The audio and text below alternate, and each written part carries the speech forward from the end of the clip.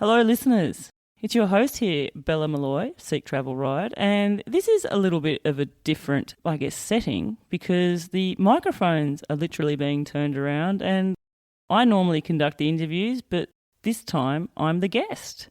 Who's the host of the show today? So I'm the host of the show today. I'm Stevie. I'm from Frankfurt. I'm a friend of Bella and I'm going to interview her today after having had some Frankfurt cider. And schnapps. And a schnapps as well. Schnapps. We should be specific about that. Just one. It was just some little dessert. We did take a bike adventure here, though, didn't we? You took me a back way because we rode to our dinner and drinks and rode back home. And it was pitch black. It was. Beside the moon that was rising. I know. And tell me about your journey to Frankfurt and how you like Frankfurt, Bella. Oh, I love Frankfurt. So what I've loved about this journey is it's been flight free. So I have taken train travel, and from my place in the Pyrenees, I caught the TGV train all the way to Paris and then connected with another train to Frankfurt. And as an Aussie, it blows my mind that is something that we can even do. Like, wow, that there's high-speed trains that will take me zooming across the countryside at 300 plus kilometres an hour. But I've also got a folding bike, a Brompton, and so I combine the ability to ride from my house to the train station and put it on the train and to come here. And it has been a revelation because, listeners, if you have done this before where you're putting a bike on a train, you will know that it is always stressful. It doesn't matter, and you would understand this, Stevie, because you have done some very significant train travel just recently coming back from the TCR. How many days did it take you to get back home from Romania? 1.5 days. It's a long trip, isn't it? I was starting in the afternoon in Constanza and I arrived back home the next day at midnight. So quite a long time. A very, very long time. And so what you realise is that even if you've got everything booked well and you've got it and you're having a bike on the train and you've got a bike spot booked, it's always stressful because A, you don't know, does the booking system work correctly? B, have people who haven't got their bike books just turned up anyway and then you're going to be wrangling for the bike spot that you have booked. Or 3, which most likely happens, especially in holiday season, is every other person on the train has their big suitcases which fit really nicely in the bike designated spots on the train. Mm-hmm. So the revelation having a little folding bike is I get to the station in about 30 seconds, it's all folded down, it's covered in a little house and it may as well be a little suitcase. And I don't need to look for a bike carriage. I don't need to look for the bike spot. I just put it on the luggage rack. Yeah. It's a revelation. And then it was really cool when I got to Paris because instead of having to catch the metro between stations, I could just ride across town, which was a little bit hectic, but awesome. And Paris is an awesome city. They've done heaps in terms of bike lane infrastructure. They've closed lanes to cars and made it one-way cycling lanes and stuff like that as well, which is awesome. But super busy. You've ridden in Paris, so you know what I mean about this. But it's awesome to just be whizzing through another city on your bike, not on the metro, not carrying your luggage up and down platforms and stairs and into, packed in with so many people from one metro station to another. And the best thing that I love about bike travel is you get to see everything around you.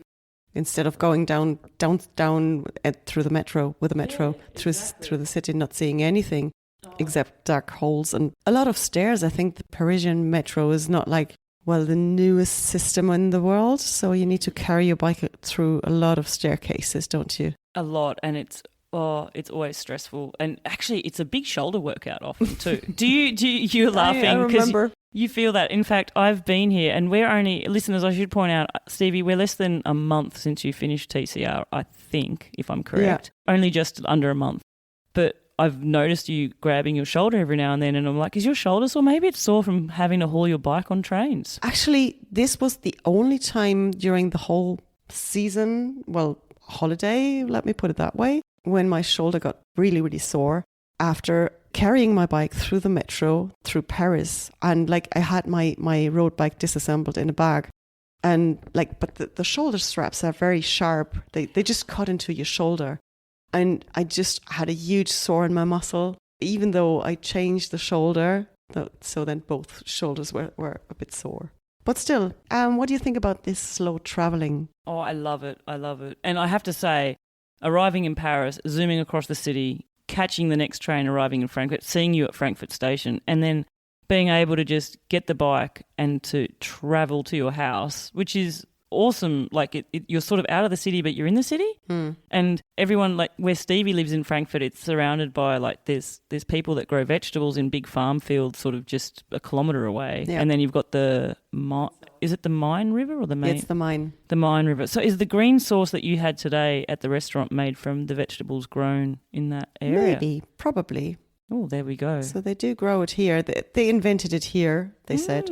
Legend says. But what I love about slow travel is you notice things that you otherwise wouldn't notice, and you're aware to things as well. I'm not saying I ride my bike 100% fully focused on everything that's going on, because as humans we multitask with thoughts in our minds, and sometimes we ride a bike and we're distracted. But I feel like, like if I take the example of where you are, I feel when I'm riding by the river there, it's nice and flat, and then there's been a slight rise up to your place. So I know that your place, it's very, very slight. It's you're not in a hilly area, but I know that you're elevated higher than the river, and I'm noticing things, or I'm noticing what's growing in the fields. I'm noticing that the moon is out tonight, or I'm noticing when I first got out of Frankfurt, there was a storm cloud mixed in with a sunset, and I'm looking at it and I'm feeling it, and I'm feeling what the air temperature is, and I'm hearing voices around me. And I remember last night, Stevie, riding to your place, we passed like a curry house or something, and I could smell the food being cooked. Yeah. It excites me. I love that. And slow travel is, I just love it. I love the idea that, yes, I could pay probably a lot less and get a flight here. Let's face it. That is something that is, especially... It shouldn't be the way. No, I feel it shouldn't be. But it was a relaxed journey as well. Like on the train, I did some work. If I really wanted to, I possibly could have enjoyed a little bit of a sleep. I did have something which was unfortunate though. So this is my very first time to Germany, and I chose my seat to be at the window so that I could see the view. And listeners, I don't know if you've ever had this happen to you, but my window wasn't a window. Like, I don't even know why this part of the train existed in the way it did. Everyone else had a big window, and I just had this big plastic white wall next to me. I was ripped off. Was that just the train part between Paris and Frankfurt? Yes. From Lourdes to Paris, I did see the universe whipping past me. And it's funny at that speed, because you've been on fast trains, like you just see like the electricity poles go rapid fire, boom, boom, boom, boom, boom. Do you ever get amazed at the speed that you're traveling on? Like it's slow travel. Like train travel is slow travel, but we're doing it at like 300 kilometers an hour. I think it's amazing. Every time like the display approaches 300, I'm so excited, and I have weird thoughts in my head, I must admit, because it's just like you're on land and you're traveling so fast. And I just feel like a rocket shortly before just leaving the ground. Yeah. So quick. Well, I sort of went to both ends of the extreme though, because then I get off the train and I unfold my folding bike and I'm going a little bit slower then. Yeah. I'm not quite hitting 300 kilometres an hour anymore. But I love that slow travel feel. I want to know, and I know you're meant to be interviewing me, but I can't help myself. When you've done something like TCR, monumental effort, I'm so extremely proud of you. Listeners, I was watching this dot like nothing has been followed in its life. You were stalked the whole way, right? But what was it like to undertake a day and a half of slow travel after, just over 18 days of ultra racing? Like at that level of fatigue, having to navigate a train system like that? So I was quite upset because I've never been to Romania by train. I have just been to Romania once before, and I was quite upset whether everything would work out fine because I haven't had a folding bike. So my bike was disassembled, but I still had a big lump in my bike bag. And so that was a little more stressful for me than for you. But on the other hand, I booked a sleeping train. And I enjoyed myself so much just to not take care of my route in the way I did the days before that. So I just could put my fate into hands of others, just sit there, eat something, drink something, sleep. Did you find you were sleeping quite a lot? I slept a lot on the trains. And that's what I enjoyed most, because you can just slow down and you don't need to think, where am I going to go? Is my route the best one? Is there any better route? Any bad thoughts? That they're just gone. And people were okay, they're friendly. You could talk, you could not talk if you don't want to talk. And that was all good, all good. You didn't have to work things out, although I think you have shared with me. Yeah. I don't remember how many days Did a after. mistake there. Oh, well, yeah, you did sleep through your station. You missed a connection, didn't you? Yeah, I was meant to leave the train in Vienna to take another train via Salzburg, Passau, and like go the eastern route through Germany to Frankfurt. But my train, the final station was Munich. And as I've taken some trains beforehand to go on holidays, and I was always going via Munich. So nothing weird occurred to me that Munich is not the right station at this time. And so I totally forgot that I had to change train in Vienna to take another train. So I had to book another ticket then to go from Munich to Frankfurt. Was that an expensive mistake? Yeah, I actually had to book 2 tickets because the initial one was of a train that was only leaving an hour and a half after I arrived. But I didn't allow myself like just a short period of changing trains because train system, unfortunately, in Germany is not the most reliable one. So I didn't even look for the train. And the train waited. That was actually a later train that got delayed a little bit and that waited for the people of that train from that I was on for another 5 minutes or so. So I could just like change directly to the other side of the platform and take the earlier train. So I was here like 12:30. But still, yeah, after being a little upset, I fell asleep immediately after being in the right train again. Listeners, I want to talk about sunglasses and I want to give a huge shout out to Ombres. Specifically, I've been rocking the Refugio Sunnies and these things have honestly been a revelation for me. Now, I don't know about you, but I have had the heartbreak of breaking much loved sunglasses before. My favourite pair snapped and seriously, I tried everything to fix them. I even had a friend try and like reintegrate the arm for me. I tried to go back to the original supplier and it was a discontinued model and I had absolutely no luck. Anyway, I have recently switched to Ombres and here's the clever part. They actually don't have side arms. Instead, they use this lightweight cord system which sits comfortably around your head and they stay perfectly in place. Seriously, they do not slip, they do not roll down your nose when you're riding and your nose is sweaty or you're heading down a descent. You don't have to continually move them around and shift them. And the other thing is they have no arms to break in the first place and they don't get tangled in your hair. That was an unexpected great thing. And trust me, if you've seen a photo of me, you know that I've got some pretty wild curly locks and not having sunglasses get tangled in there is a great thing as well. But here's the real kicker. For every pair that they make, Ombres plant 20 mangrove trees. So they're producing stuff which is brilliant for your bike adventures while at the same time being absolutely awesome for our planet as well. If you want to check them out and support the podcast, head to the affiliate link which I have put in the show notes. Honestly, once you try Ombres, you're not going to go back to your conventional sunnies. Listeners, I wonder how many of you have accidentally slept through a stop. I actually had this really weird nightmare before coming here and it felt really real. And I imagine people can relate to this where you've had a dream that has felt like it could be real life because it feels like it could be a real life scenario. And I dreamt that the train I was on to Paris was stopped at a station for 15 or 20 minutes and everyone was told to get off, which I did. But then I didn't make it back onto the train before it pulled away. And then I had this sinking feeling of, all my bags and my bike, it's there, and I'm stuck here in the middle of wherever.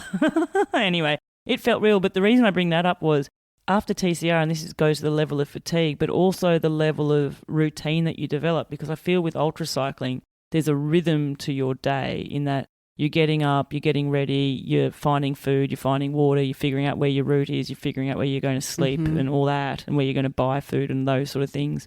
And so that becomes so ingrained in you.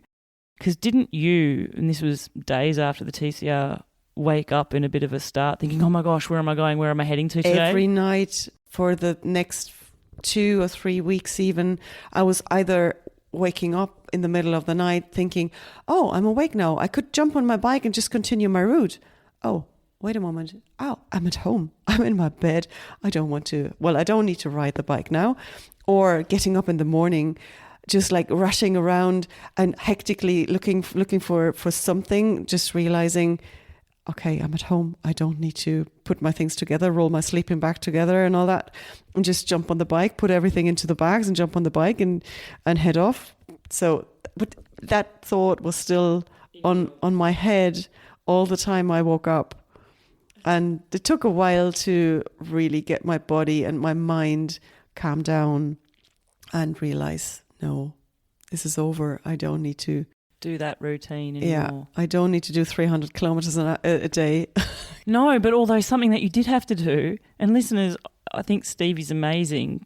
Stevie, how is it that you could plan to be back home on Sunday and then have to go back to work Monday the next day? How did you do that? I could stay in home office. So that was probably the biggest advantage because I really, really needed to go to sleep after lunch. I needed a power nap of an hour or two. It's not even a power nap, it's a full sleep cycle. So I did my sleep cycle the next days because I was working from home.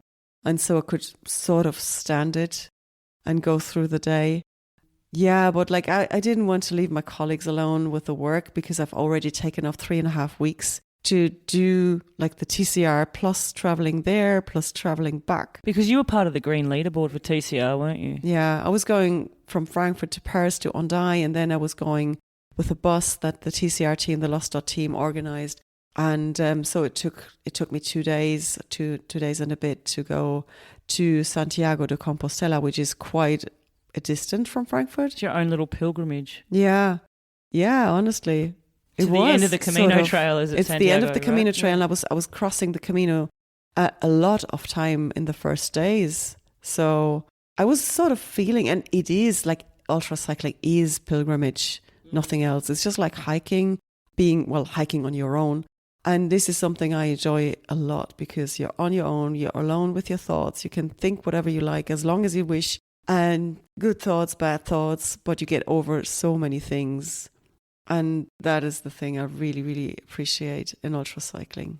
You finish the thoughts and you're not interrupted. Well, sometimes you are interrupted by some potholes. Oh my goodness. Or a dog. Or maybe a dog, towards the end of the race, yeah. You had a dog chase or two, didn't you, to deal with him through the Balkans? Can you tell the listeners how you dealt with the dog? Yeah, the first dog was actually in Italy. I was thinking it was sort of a rubbish bag lying on the road, but in the shade. And then that rubbish bin moved when I came nearer, and it was actually a big dog guarding a house, sort of a standalone house. And well, that was a big dog, not so slow, but I chased him away with a water bottle. So I splashed my water at him twice. I had to do it twice until he left me go, and I sprinted him out. It was flat terrain, so I could do it. And the other one was in the middle of the night. I believe it was in Bulgaria, and there was a guard dog as well. They keep their dogs on leashes during the day, but they then release the leash during the night to, guard the dog. What the dog should be guarding houses. I was going to say, is it a guard dog for a house, or is it like a shepherd's dog, and is it guarding animals or livestock in a field? No, there was house guarding dogs. Well, the shepherd dogs that I saw, they were harmless. They were just barking, but they had their herds, and they just made clear this is. Stay away from the herd and we're fine, we're friends. So I had this in the Pyrenees. No, it was the Picos. Yeah, Picos de Europa. But they were harmless retrospectively. And also most of the stray dogs were harmless. I think they just wanted to play. And just towards the end of the journey, because I was too scared in the beginning, but I realized towards the end, the only thing that can stop dogs immediately is to stop cycling. Yeah, it does, doesn't it? I wonder why that is. I don't know whether riding a bike makes a certain different type of noise, or is it they don't know what you are? Exactly. I think they don't know what you are. They don't consider you are a human being as long as you are cycling quickly. You're too quick for them to consider you as a human. So I think as soon as when you get slower, and the slower you get, the sooner they just run away from you again. They just they run to you, and I think they want to play with you or chase you or whatever they want to do with you. Yeah. And when you get slower, even then they just they stop and they just lose complete interest. But it takes some courage and some some incidents that dogs run after you until you find the courage to actually stop and get off your bike. I know, because you feel like stopping when a dog is appearing so aggressive. It's like you're a sitting duck, like you're just waiting to be attacked. But that stops them from being Totally. So, because I imagine, I mean, I have been turned around by many a dog in France, the Pyrenean, the Patous, the dogs that are, guarding. The shepherd ones. Yeah, they're big dogs, and that's their job is to you will not pass. And I have not passed. But when I have stood still, it's not like they don't stop with their aggression. Like if they're not coming towards me, but they're still aggressive. So you need to get past that situation. Is it just a case of just waiting it out? Like what happens then? Like you've stopped, they're not as aggressive. Do you sort of like inch your way past? They turn away. Oh, okay. They just go to the side of the road and just lie down again. At least that happened in my situation. Whereas I could imagine, like in the Pyrenees, like sheep are everywhere. Everywhere. On the road, beside the road, on the left side, on the right side, everywhere. Hugged into the wall of the road. Yeah. And so like if you are that guardian dog, how would you manage if your herd is everywhere? Everywhere, yeah. So one of the most impressive things I've ever seen with the dogs in that sort of situation with the sheep was when there was an injured sheep, and it was on the actual Col d'Aubisque, which you rode in the TCR. You didn't see much of the Aubisque because it was all fog bound. Yeah. But on this particular day, there was an injured sheep. To be honest, I could only see it from a very bleak distance. I'm not even sure if it was still alive at this point. It was very injured. But it was protecting the sheep from about 50 vultures, like huge, the vultures, the big birds. Big birds, and these ones like over a metre tall, and the vultures would sort of jump in to move in, and the Patou, the Pyrenean dog, would be like, quite aggressive to shoot them away. So even in that situation, like I could actually see it doing its actual job, where I'm here to protect my flock and you will not pass. Yeah. So it wasn't the bike rider it was worried about then, but it was that. But the reason I wanted to bring up the dogs though, Stevie, was I vividly remember the day we first met, or the night we first met. We met in the, 5 to 10 at night just before the start of our first ultra many years ago. And we both discussed whether or not the TCR would ever be something we would do. And I remember vividly you saying, I'd never do the TCR because I'm scared of the dogs. And look what you've done. You've done the TCR and you dealt with the dogs. And that was my biggest worry, to be honest. I even had that pepper spray with me. I never touched the pepper spray. I had a whistle. I thought the whistle would scare the dogs or just chase the dogs away. Totally useless. I was deaf. The dogs were still there. They just didn't care about my whistle. So I thought the noise would just shy them away. Was it a normal whistle or a high-pitched dog whistle? Or? No, it was just a normal, like a football whistle. Yeah. Okay. Because I have seen, in fact, there's been people who I know are travelling who have got like specific dog high-pitched noise alarms. Have you seen those before? Yeah, I was asking a friend, she's a dog doctor. Veterinarian, thank you for the word. And she wasn't so sure whether these dog whistles would shy them away. So I just thought, okay, I'm just taking that whistle that I have without buying another one. Okay, so people, I can tell you that normal whistles, you can leave at home. Don't bother with it. Maybe you can use them for the bears, but that's another story, I believe. Actually, a shout out, a super fan of the show. They were travelling through the Balkans in an area where there were bears, and it was quite funny. They tagged me in one of their posts. This was 2 or 3 months ago now, saying, because one of the things with bears is to make a lot of noise. Yeah. And so some people listen to music, some people ring a bell, some people sing. This person decided to listen to the Seek Travel Ride podcast on loudspeaker. I do know I have a loud voice, so and look, they didn't see a bear, so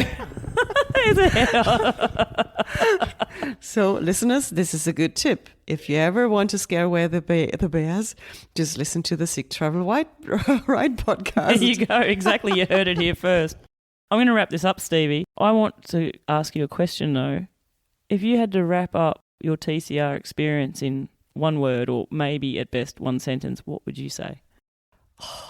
Changing moods. Changing moods. So swinging moods, probably. The emotional roller coasters of an ultra? Yeah, roller coaster ride would be the word.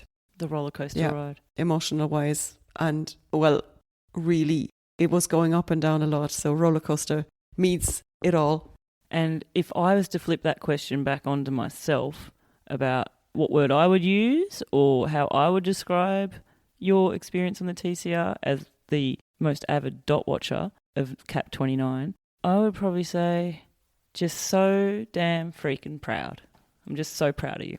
Thank you so much, Bella. Thank you. There you go, listeners. I hope that you enjoyed that little mini episode there with my discussion with Stevie. I couldn't help myself. I was staying with Stevie for a few days there in Frankfurt as part of a special mission, which was to go to interview Heinz Stucker. So keep your eyes peeled for an incredible interview with Heinz in the weeks to come. It was awesome to be able to catch up with Stevie, though, so close after her Transcontinental Race. Fans of the show will know that I had been avidly watching Stevie's dot across the continent, so to be able to catch up with her properly and hear a bit more about her race was truly special. And I also plan a full interview with Stevie to come too. But in this episode, we did talk about a few points, such as intermodal transport, so combining bike travel with other forms of travel and the convenience or inconvenience sometimes that may pose.